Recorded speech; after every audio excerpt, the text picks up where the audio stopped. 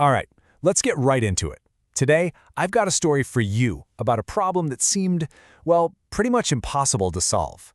It's about a magnificent skyscraper that nobody could buy, and the wild technology that came in and just completely rewrote the rules of the game.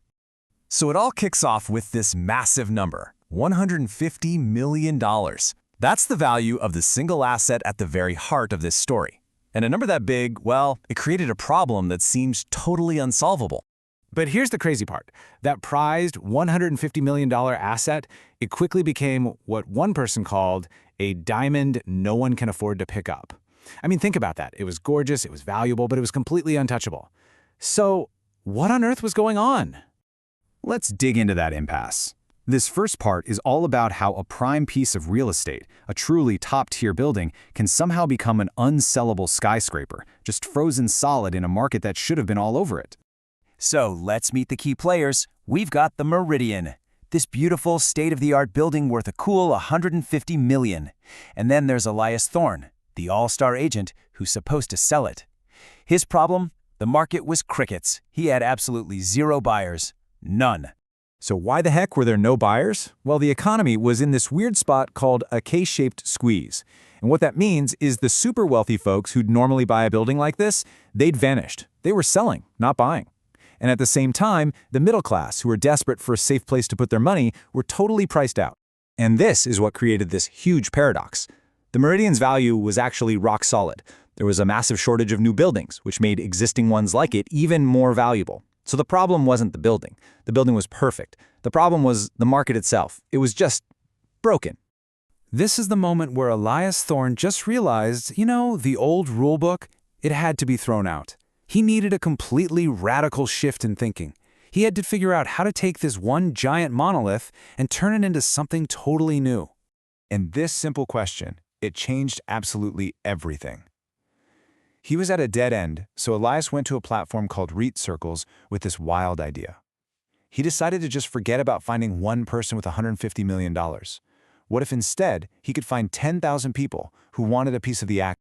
The tech that makes this possible is called tokenization. Basically, you take a real-world asset, like our skyscraper, and you convert the ownership rights into digital tokens on a blockchain. Think of it like creating thousands of tiny digital shares of the building.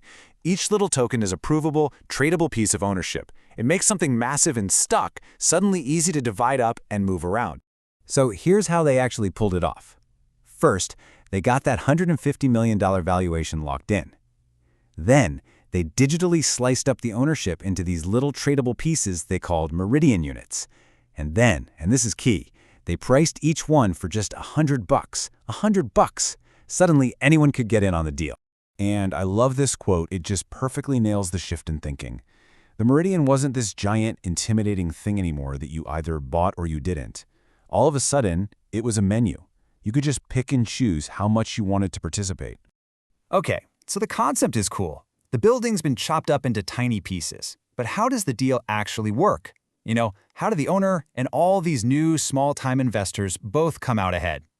Let's break down the mechanics of this brand new kind of deal.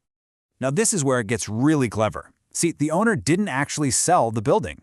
The money they raised was structured like a loan. So the owner got a huge chunk of cash to go start other projects. And the thousands of small investors, well, they were basically lending money, but it was secured against this super stable building.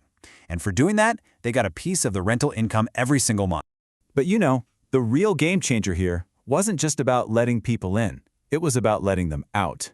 It's all about liquidity, the ability to get your cash when you need it. Let's see how this whole new reality plays out for one of those small investors. So let's meet Sarah. She's not some big shot tycoon. She's just a regular person who thinks owning a piece of the Meridian is a great idea. So she invests a little bit of money. But then 6 months down the line, life happens. An emergency pops up and she needs that cash back like right now. And this is where you really see the night and day difference. In the old world of real estate, her money would be trapped, right?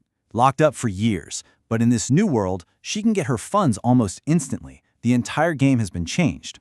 And get this. The timeline is just incredible. Sarah just logs into an online marketplace, and because the Meridian is such a hot property, her digital shares, her tokens, have actually gone up in value. In just a few seconds, she sells her Meridian units for a stablecoin, which is basically a digital dollar. She gets her original cash back, plus the profit she made.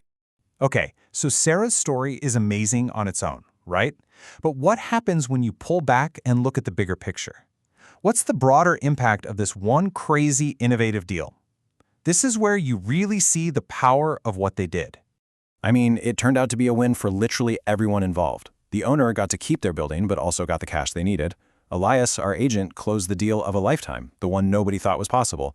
And, maybe most importantly, the community, people like Sarah, finally got to own a piece of their own Skyline. And that's really the heart of it all, isn't it? This story, it isn't just about one building. It's about unlocking access. For centuries, the best ways to build wealth, things like prime real estate, have been off limits for most of us. This technology basically cracks open that exclusive club. It lets anyone participate in the growth of their own cities. So I'll just leave you with this one final thought to chew on. This was the story of one skyscraper. But what if it wasn't? What if every building, every landmark, every single piece of the skyline in your city was an investment you could make right from your phone? What would that future actually look like?